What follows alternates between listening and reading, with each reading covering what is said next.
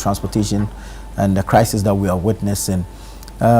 If we haven't fixed the public transportation itself, and I'm not saying public as in the commercial transports, because we tend to confuse the two. That so far as it's a commercial vehicle, that's the public transport system, but that's not. I'm referring to state-owned public transport systems. If we haven't fixed that, will procurement solve the issue? Thank you very much for the opportunity. The point is, see, in this country, we're always trying to solve the symptoms of problems, instead of the causal factors. So long as we are fixated on the symptoms, then we are not going to have the solution. The question is, what is the situation about Accra, Accra Central, and Accra and traffic? That's the first question we should ask. Searching and looking for information to find certain things. It's estimated that 300,000 vehicles make trips to and from Accra Central Business District a day. 300,000 vehicles in a day. This same Accra Central Business District. 300,000 vehicles. 2.5 million people commute within the Central Business District in a day. That is why you have 300,000 vehicles. Because they have to ferry in and out about 2.5 million people every blessed day in Accra. We have more than 50% of commuters spending 16 to 45 minutes in traffic, whilst 46.3% spend more than 45 minutes in traffic in a day. You have people in Accra losing over 2.5 hours to traffic once they decide to move around town in a day. They are losing over 2.5 hours productive time just to be in traffic to get to where they are going and return home. The World Bank estimates that the BRT could save 50% of the traffic in Accra. And about 85% of all the trips I talk about in Accra is made by Trotro, GPRT, private owned, as we are talking about. And then we have Trotros account for about 3.5 million passenger trips in a day. 3.5 million passenger trips in a day. Then what about the roads? We have a mismatch between roads and capacity of volumes in Accra. Average traffic spent on Accra's main arterial roads is 28 kilometers per hour. You look at the time we are wasting. So you see, I'm reading all this to tell you that this is the problem. And if we have this problem and we are not thinking about fixing the roads, how do we make more roads available within the Central Business District? You can bring in 1 million buses and the traffic will still be there. Because even bringing in more buses when the roads remain the same is why you are even having more traffic. Because the roads we have are not enough to contain the number of vehicles that are on the road.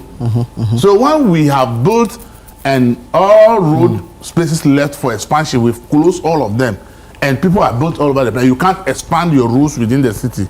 This is the problems you face.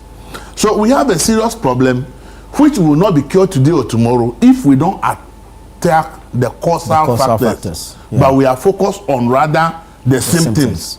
The traffic you are seeing is a symptom of a situation. And until we address that situation, we will not be able to talk about it. Deploying the buses in the system is rather going to create more congestion. It's going to create more congestion, but then you are going to have more vehicles on the road. So an effective public transport system only brings in the kind of competition that will make the private players also charge us the fair fares that we need. Because if everybody knows that public transport is effective, it's working, and maybe from Adenta to Accra, the bus will take you 10 cedis, and the Trotro says it's taking you 15 cedis. You have a choice to say, if the public bus is there and 10 cedis, it saves me money, so I'll go for a public bus rather than go for a Trotro that's charging me 15 cedis. So an effective public transport will only bring in that kind of competition and give the Ghanaian the choice as to which one to patronize. And that is why an effective public transport system will work. But see, we have all these I've read are all about the road. So the question is, when we are all focused on the rules, and there is no space to also expand the rules, then addressing Accra's traffic, we're only talking. We are not doing anything. Right. So I have been saying that, one, we need a tram system or a light rail system within Accra. Okay. Over the weekend, I was thinking, okay, what if we decide that from Tetekwashi to National Theatre, no truck will go there? We deploy a train. So you are from Adenta, Ashama, Tema, everywhere you're coming to Accra Central. The car ends at Tetekwashi. A tram will put you at maybe National Theatre, and you find your way to wherever you are going. If you are going to Circle, no truck should be able to make it to Circle. A tram should be able to take you from whichever direction, whether from Tetekwashi, whether you are coming from Achimota, tram should be able to bring you to a central point. And then we all find our way through various cars to wherever we are. And when we are returning, couldn't that really reduce the traffic? Because then you are now making sure that the central business district is no longer choked with a lot of cars. And that people are dropped at very locations close to the central business district. And sometimes you are not even motivated to take any car because the where you are light, you can easily walk. Like if you are going to Tudu, which is one of the most traffic-prone areas. If a car arrives you at National Theatre, why will you take a car to Tudu? It's just a stone throw, and you can easily walk there. So there are things we need to be looking at. So as I've said, even if we will have the roads to work, we build roads and we let the medians. We are not able to maintain the medians. Only street lights are there. Some of these street lights don't even work. And I'm saying that, is it not possible to actually look at the possibility of building roads and the models are used for transportation? Then the traffic lights are on the sides of the road, not in the middle. So the way we even engineer our roads in terms of design, to me, can be looked at if we want to address the traffic situation in Accra. And I said from Ada to Winneba with water transport. Who is bringing about a water transport system that if you take it from Ada, Tema, Teshi, Nungwa, Labadi, all the place, all the way to behind the Black Star Square to Jamestown, there are stops. So that when you stop there, if you are working the ministry, you are like behind Black Star Square. You are just walking, to the office. You don't need a car to go there. And when you close, you just walk back to, you just go back to the water transport facility, and you are back to where you are. Couldn't that help reduce the traffic in Accra? It could likely reduce the traffic in Accra. And as CAT International has said, has written an article, we don't have a public transportation, a city transport authority system in Accra that manages how the transport system should work in Accra. So everybody is doing whatever pleases them. And that we need a city transport authority, which I agree with them. That if Accra is to be managed, there should be a city transport authority that makes sure that how cars move, where a car truck can go, where a taxi can go, where Uber can go. All these things needs to be done. In London, where they had problem with congestion, the city authority decided that this car can go here. This car, even if you want to come to the city, you pay a certain tax for. I see that's a failure on our part to implement the regulations. There's a regulation on that. When there's no authority, who is implementing it? And the fragmentation of the AMA. That's the point. AMA used to be the only authority. Exactly. Now we have different assemblies, districts, municipalities.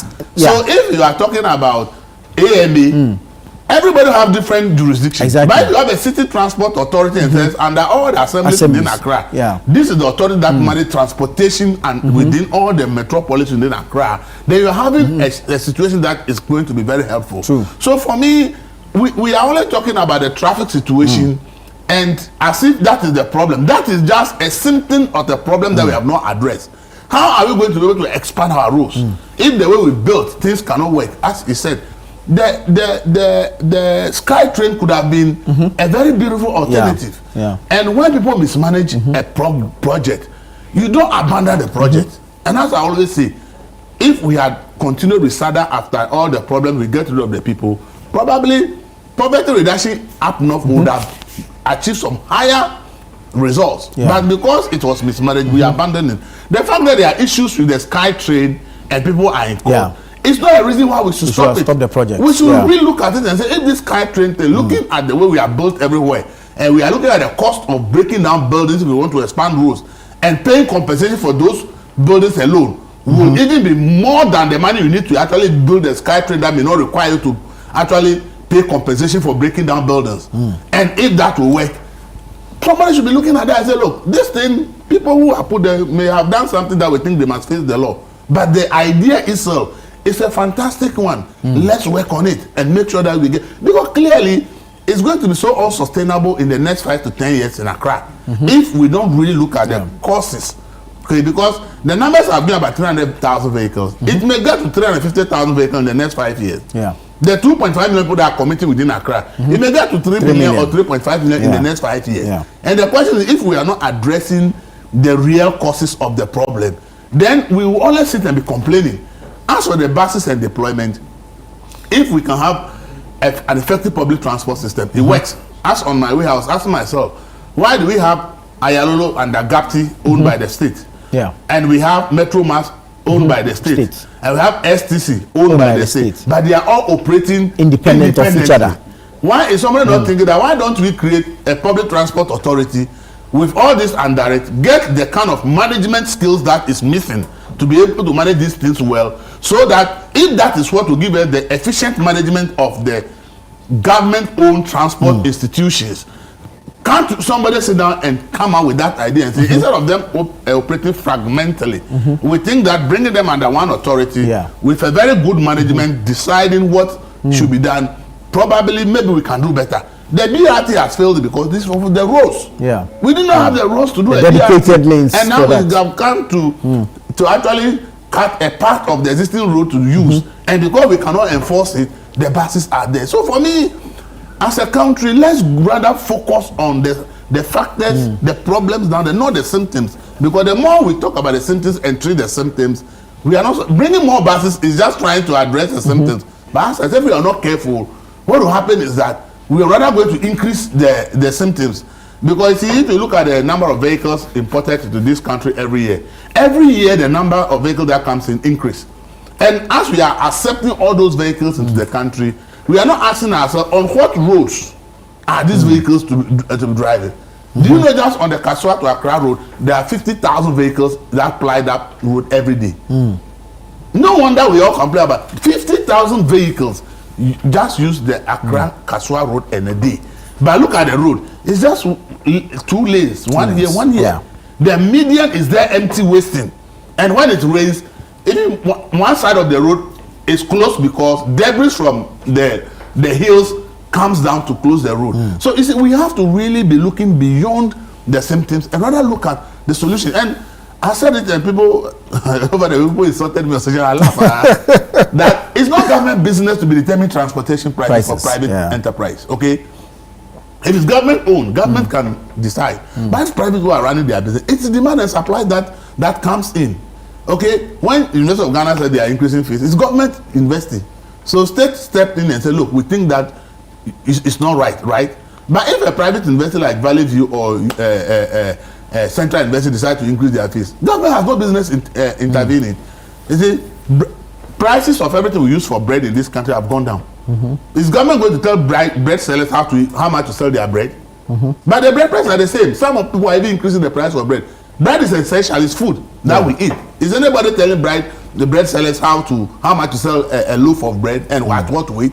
We are not at the control price regime. So this idea of government should force drivers to reduce fares, it will rather worsen the situation.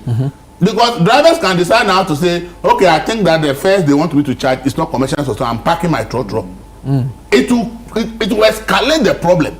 So government intervention in things like this should not be entertained.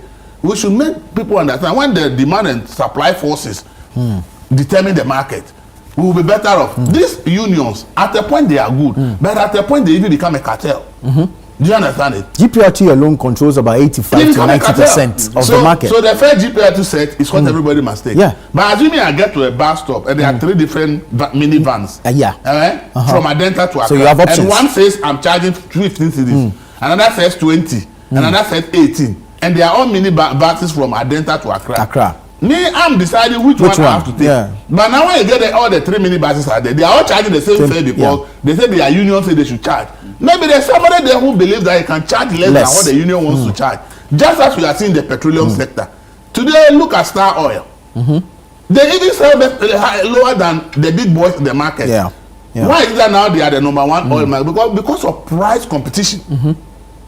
everybody know that I can buy from Star. The quality is guaranteed by NPA, and people have tried it, has worked, and they realize there is no problem with the fuel. Today, most of us buy from Star rather than the big players. Why? Because we have allowed market forces to determine the prices. The time that government was subsidizing fuel, it was saying everybody must sell the fuel at this price. So you go to every filling station, the price is the same. But when government said, "Oh, let's do a deregulated market and allow the market players to look at their own advantages and disadvantages to determine their prices," that's why today you can buy at Star, and maybe if you go to go, there's about 1 cedi difference. Big 1 cedi difference between Star oil price and oil price. I'm not advertising, I'm just using it as an example for most people how the market forces can help all of us actually choose what actually favors us. So we should not entertain the idea that government should deploy national security people to go and be checking how much drivers are charging. That's not the solution.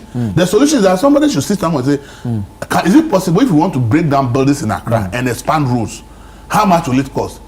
If we are decided not to break it down, but want to do SkyTrain, what's the cost? If we are decided not to do SkyTrain, but somebody comes out with a brilliant idea and say, look, no small car should make it to Accra Central. So now we want to start a tram service from Tetekwashi to Accra Central, to Circle and the rest. You can go to Adenta Eko and carry the people. When you get to Tetekwashi, it's only a tram that can carry them to Accra Central, so that we decongest the city. You'll be shocked that the road will be the same, but because we have converted it into a tram, and all these 300,000 vehicles that comes in a day, maybe we may have only 50 or 100 tram trips, and it will carry everybody from any part of the itinerary part of Accra to the central business district. We all work to go and do our business. We come back to the tram and we go. If the water transport is working well and can carry a lot of people along the coast, those that will alight and those and go and do their things and come back to the whatever vehicles are on the sea to take them, you can realize that we may not need to spend so much money to break down buildings and the rest, and maybe building that tram maybe be less expensive than going to break down building, pay compensation before building roads. So let's look at multiple options in solving this problem, but the multiple options should be focused on the causes, not the symptoms. As for the symptoms, it is easy to solve. Import more buses. But that is why we can't make it. But this might actually even compound the problem. It might. It will. Because even when you read about public transport, they will tell you that with the narrow nature of our roads, even when the buses are turning. And I witnessed one at Aoshi. Aayalolo was trying to turn. It nearly ran into another vehicle on the other left to stop because the bus is so long that the turning and the road is narrow. So it's difficult for the long bus to even turn easily. So it has its own challenges. Let's look at a proper way of fixing this problem. What we have done so far doesn't work. And look at this. We started public transport in 1809. And OSA started pre-independence, 1920-something. I mean, City Express came all the way. There is something wrong with the management, and as I've said, STC has the safety record, VIP and go have the record of commercial sustainability. We may not even need government to own the buses or anything.